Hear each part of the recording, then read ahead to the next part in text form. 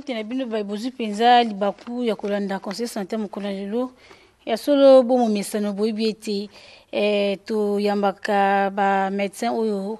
ba ndima penza ko sensibiliser ko talisa nini penza sengeli pona bokolongo banzoto ya solo lelo to kolobela sur ba infection vénérienne pe non vénérienne. Docteur Makese mbote no mbote docteur Mavungu mbote mamanje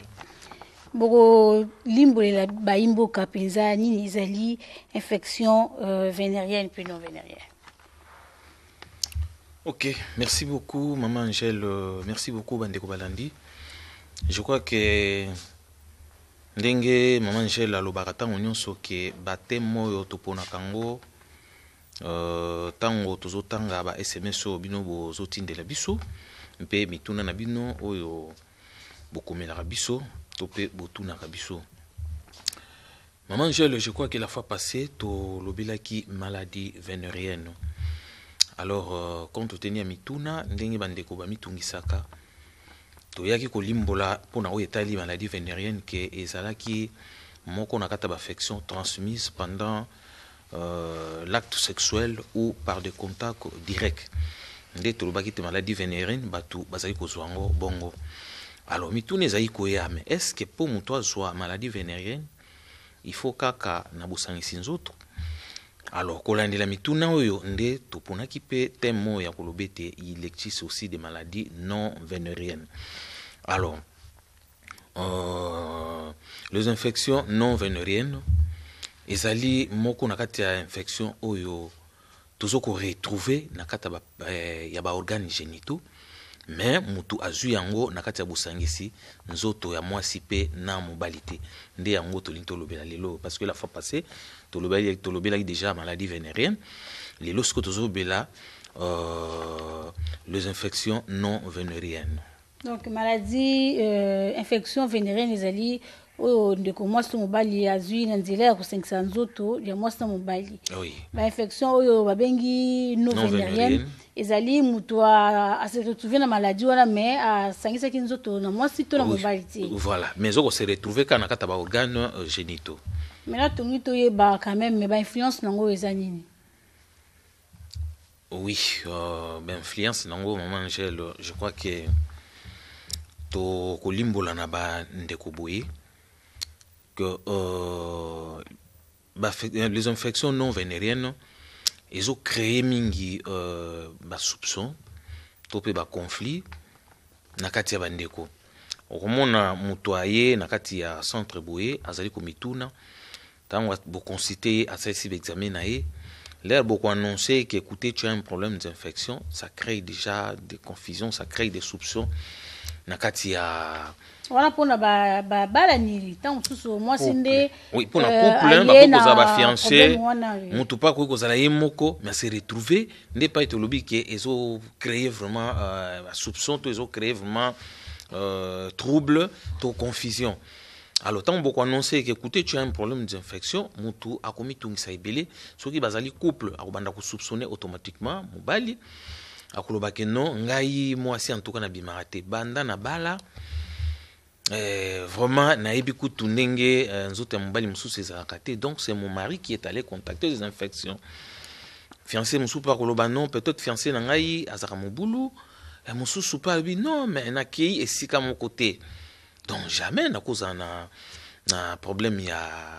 infection vénérienne te nazo ko se rappeler dernièrement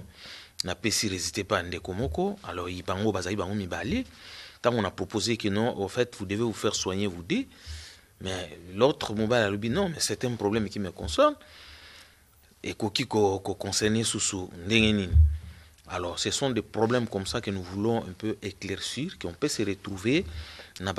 une infection vénérienne mais que vous n'avez pas contacté na matali sexualité Maman Angèle. Kasi wana ba ndeko bazona biso baza déjà na soif ya koyeba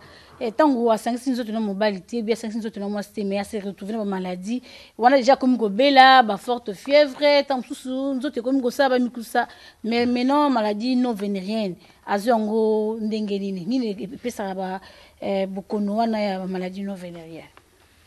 Oui Maman Angèle, je crois que kende na suka nde epaivement tokoya kolimbola mais lokola anticipé. Tiens, toujours déjà la cause. Oui. Oui, tout ça la cause. Donc tolobaki tant on toyebie ko définir ba maladie vénérienne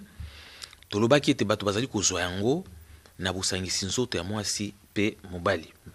Alors oyo tozolobela oyo ezali maladie non vénérienne, c'est-à-dire mutu akoki kozwa yango pe na ba cantine par exemple ozali fidèle na mobali na yo okenda epai moko te mais kaka ta mosusu opesaki cantine na yo epai ya voisine na yo voisine na yo nsima ya kosukula nango peut-être ye azalaki na problème ya infection wana alors yo sikoyo okei kocontact ntango ntango mosusu na kati ya cantine wana ntango mosusu mpe na kolata na babilamba tolobaki la fois passée ndakisa lokola varese par exemple bato balata na yango vraiment sans hésitation olongoli kaka na mitoki wana on ne sait pas moninga mosusu maladi nini aza nango okamati varese na yo opesi mpe moninga alati mosusu par exemple ndeko mosusu ya mwasi azali aza na problème par exemple ya lekore exagéré alaleli musu moko boye yo mpe oye olaleli yango okoki mpe kose faire contaminer mosusu mpe auti komisimbasimba na maboko na ye bopesani na ye mbote ntango mosusu ntango yo mpe okonaître imprudence ozokende kose soulager par exemple donc okoki mpe kocontacte infection wana oyo ozwi sexuellement transmissible te mais okomi na yango oyo ekoki koya kokoma mpe une infection vénérienne ntango oyo kokende kocontacte kokende kocréer contact na mobile na par exemple. Wana nde penza nangaki na tuna mais au quotidien makanisi nanga docteur Mavungu toyebi te obakisana na oyo docteur Makiesa lobi muto yo asangisi nzoto te na mibali bien na basi mais a se retrouver ya ezame na bilenge mwana mosusu azobela makasi mais yemo ayebi ke asangisi nzoto te na cadre wana nini penzi ko kosala ye a se retrouver na ba infection parce que ça appelle mon maladie moko soni ba ibsa elenge ou bien jeune fille bien même bato ba bali déjà que aux ana infection aux alcool nti bokolo moko soni. Merci maman Angèle. Na banza tolobelaka mingi makambo ya infection mingi be mission na biso et se bazaka mingi na infection alors lelo toyi ko kanisa ke tolobela pe infection non vénérienne. Alors ce qui tolobaka vénérienne si to explica déjà ezali kuna na Venise, ville ya Venise ezaki na nzambe ya bolingo lokola déesse d'amour. Alors yende muto aki ko remarquer que non ba adepte na ye ba mure nyonso bakomi kobela ba maladi awo yako ya o mikusa o yako ya o perte blanche ezobimanga ebele o yako ya o ba pota ebiminga ba ikomona ke no ba maladi oyo ezouta à partir ya ba amour sexuel o tozo sala nde c'est pourquoi le toka ka maladie vénérienne donc euti na mon Venise mais alors le loto ikomona ke ezape na batu ebele bazo sala bolingo te to couple o eza fidèle mais bazali pe kobela ba maladi wana mingi tozo souligner basi akomona tangu mususu mikusa tangu mususu ba lekore ba perte blanche ezobima ebele nde lelo toyeko kansa tolobela que y a des maladies non vénériennes à part ba maladie o ba syphilis mingi pa basi ba lekore exagéré. Alors maladie wana ezali ko uta wapi par exemple tokoki kolobela nanu moko hygiène diététique donc ndenge ya kolia na biso tangu yo zali kolia mingi babiloko ezali constipant au lieu 2 jours 3 jours ozo la toilette te alors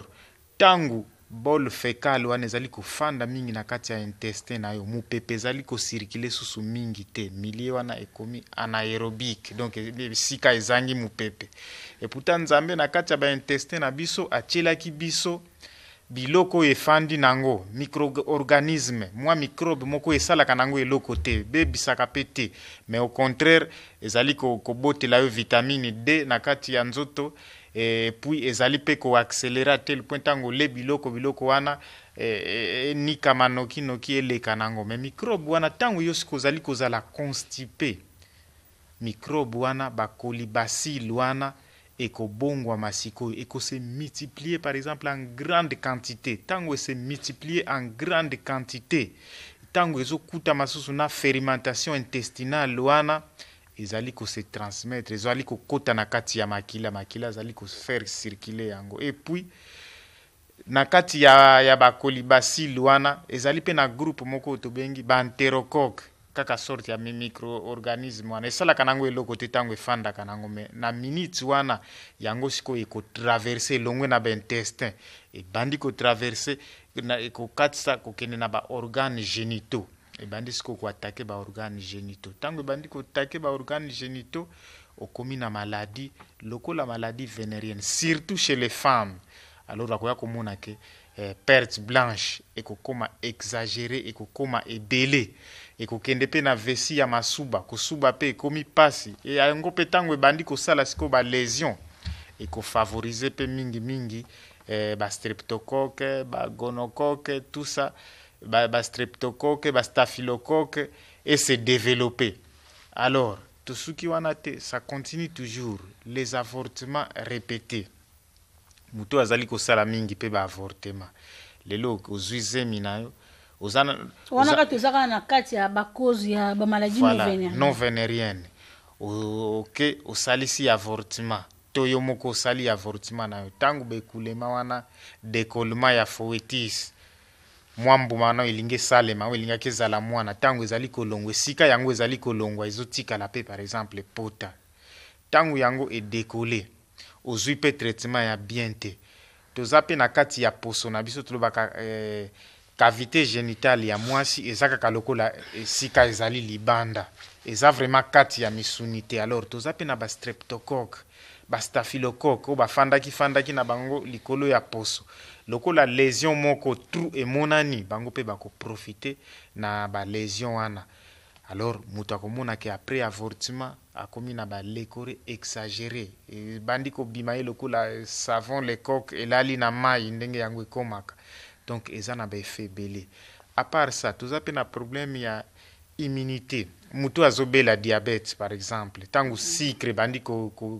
komata ye ebele sucre wana ekolembisa ye nzoto lokola nzoto na ye ekomi ya kolemba n'importe quelle infection ya moke ekoatake ye ekosakana na ye mutu a VIH mutu pe aza na sida akokutama pe na même problème mutu pe aza na tuberculose nzoto na ye ekolemba microbe ekozala na facilité à part ça toza pe na problème ya oyo tobengi babacille de Doderlin c'est-à-dire na cavité génitale ya mwasi toza pe na babacille lokola kaka baflore wana oyo tolobelaki oyo eza na intestin wana pe ezali mpona kobota acide wana nde ezali kolite contre les germes étrangers mais mutu azali koutilize baproduit chimique ya makasi mpona kosokola cavité génitale na ye ekobebisa to ekoboma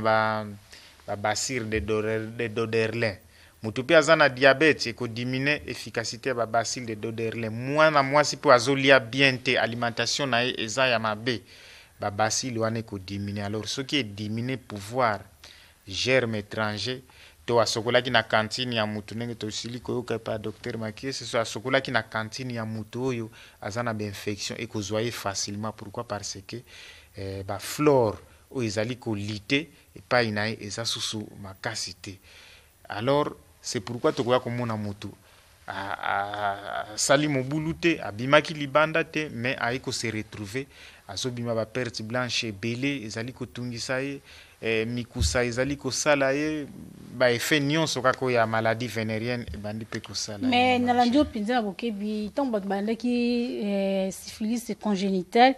mituna ezalaki mpenza ebele baparent mingi mpenza bamosusu babitunaki nde tolelisaka bana na biso eza kutu na mama moko abaki ntango mosusu bana bake vacances ye ayebi te bana bazolala ndenge nini kuna et puis kosakana na bango est-ce que koza risque mpona bana te namoni ntongo ozoexplike c'est comme si eza à peu près me mikolo mpe baza exposé na bacontamination moko oyo azotia mpenza attention te maintenant ntongo mutu oyo ye aza contaminé na bamoyen oyo olobi wana eza maladie non vénérienne mais akomi déjà malade na kote na ye ye kokomisa yango vénérienne na kocontamine bato mosusu.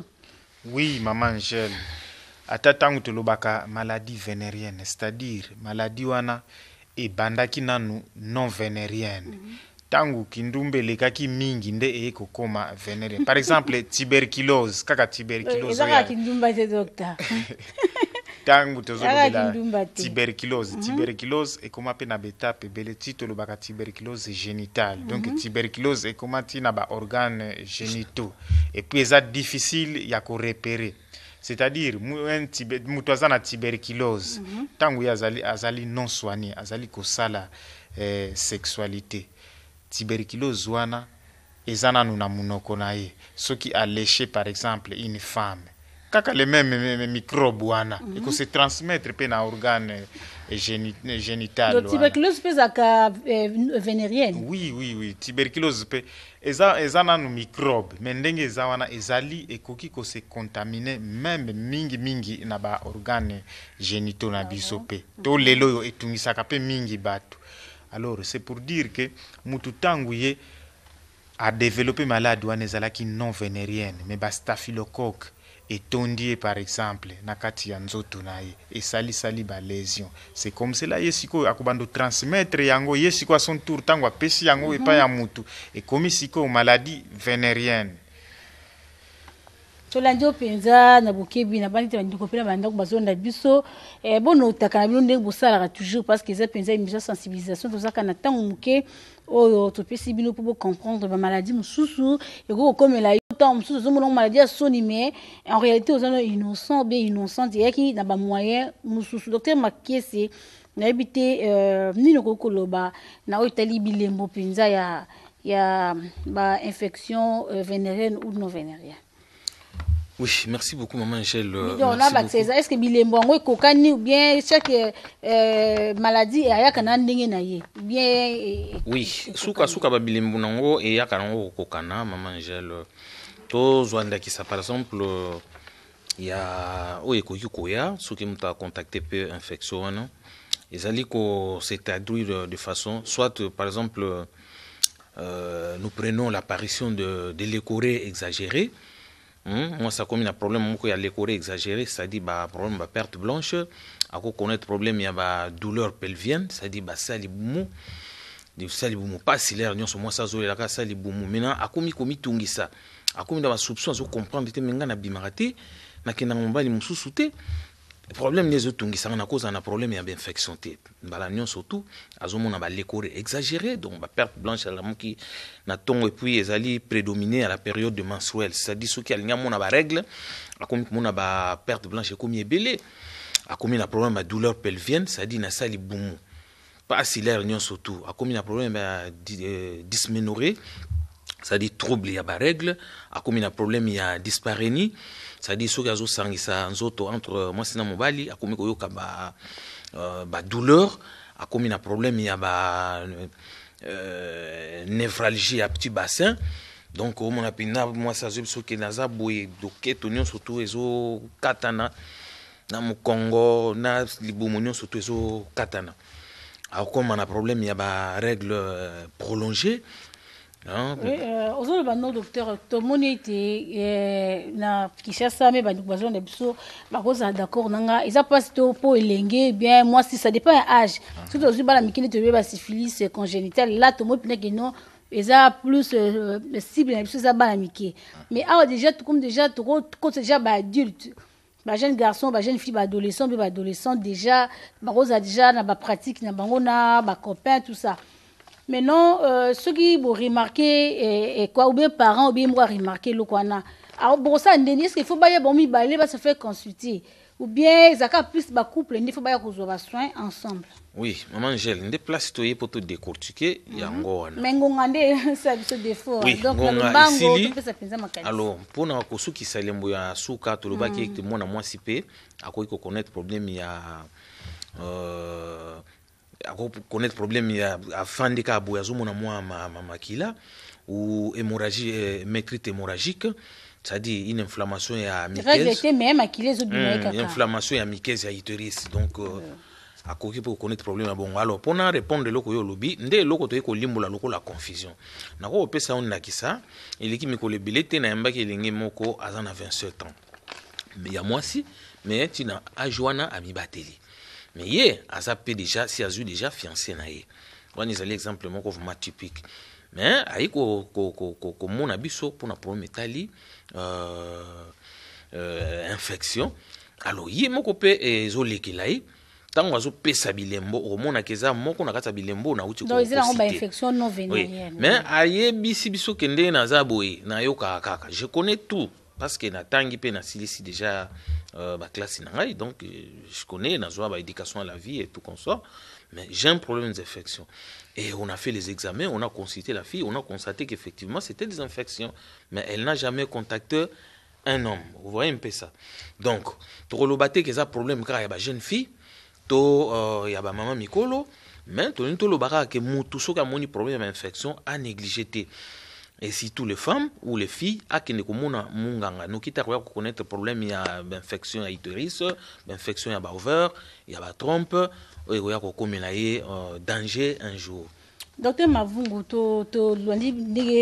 docteur Maki s'est expliqué, mais déjà na ba bilembo, na ba mode de contamination et puis différence entre maladies, ba infection vénérienne et non vénérienne. Pendant le mois période, oh maladie on est que ça dans autres mutu pour ebima et c'est manifesté que nous avons senti que ça ne va pas.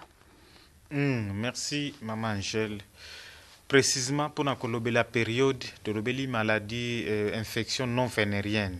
c'est-à-dire na infection non vénérienne wana ezalika ka moko teke infection boye, mais ça dépend ya infection. La infection wana tolobeli ba enterocoque ezali, ba streptocoque ezali, ba staphylocoque ezali, donc ça dépend. Alors par exemple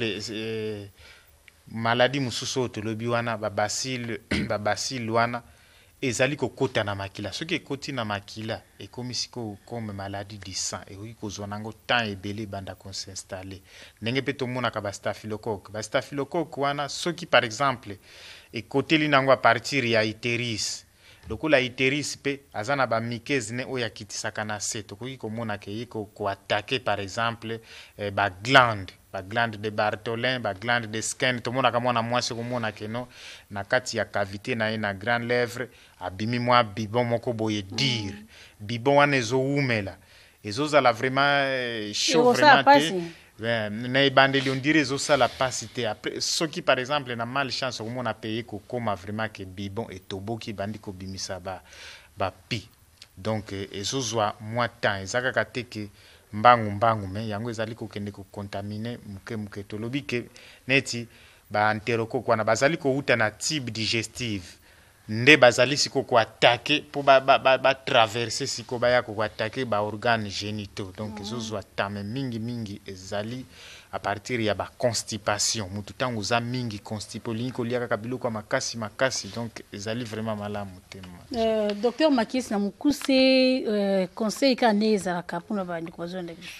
Oui, pour na bande ko balandi, je crois qu'il n'anticipe pas qui déjà tout le biété, botika confusion, soko on monique il y a quelque chose qui ne va pas, ndenge to uti ko citer au monique au comme il a problème ya les courées exagéré, c'est-à-dire au comme il a problème ma perte blanche et comme ko ya ebelé ya mboeto mona ba règle na yo, okomi ko mona ete na bosangisi nzoto, okomi ko kapasi, okomi na problème ya ofandi mwa mukeboye, mwa batasha makila na kati ya nzoto ya biso basi ba règle na yo komi trop prolongé, règle komo kende mwa mulai ba douleur na niveau ya bas ventre, donc ko melate kende ko mona munganga o yazali pembeni na parce que soko mitiki boye okoya ko connaître problème ya infection et cause la série, oya ko connaître problème na niveau ya ba trompe, oya ko connaître problème infection na ba ovaire, donc c'est un peu ça. Alors mona munganga o yazali pembeni na yo l'hôpital les ebelé ou ko na mama yemo ko na 59 mais soko sepel ko sala so confiance mais ça hôpital à l'état la D azali pour na développement donc ça chaîne à l'état OK merci beaucoup mais toyebi que mama yemo na 51 déjà alors OK donc to lobi était mona munganga azali pembeni na yo mais soko sepel ko sala so confiance. Oui, comme on a biso na veni Dembo numéro 1 quartier Yolo Nord, référence église Kisiamina.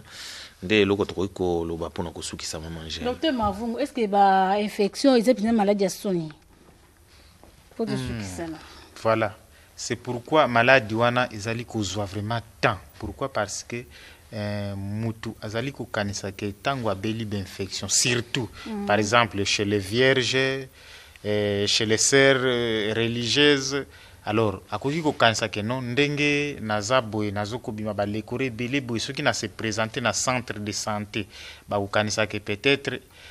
naza mobulu to nasalaki boye te eza maladi ya soni te ezali parti ya nzoto ndenge baparti nyonso ezali donc eza mpe na droit ya kozala maladi mpe baparent mpe soki mwana abiki mama nazoka bien te koakize directement mwana te ke non aza mobulu donc yo mpe mama fo oyeba ke akoki kozwa yango na nzela ya kaka ya bosengisi nzoto te nayebi te docteur Makisi maloba suka 1 minute po tokama. Merci beaucoup Bandeko Balandi, merci beaucoup Maman Angèle. Je crois que tozongelika kolobete bokono babumbaka yango te soko yoki que y a quelque chose qui ne va pas kende komona munganga et puis totika confusion ya kolobete lokola naza na problème fait tomona kango balebele ozomona mutu malade azokana no soni na yo munganga pour le problème moi zaina yango. Donc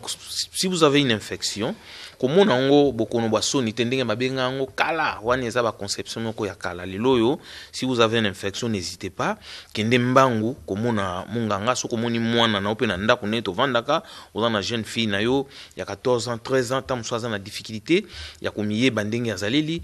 surveiller mwana na so komoni ke moi bekulma moko ya malamu te azali na yango na so ya sous-vêtement na ye mema mbangu pa ya munganga. Je crois que tout ce qui on a Maman Angèle tout pesi ba minganga na biso nyonso surtout na centre de santé Obsar Mbote mingi docteur Mukeba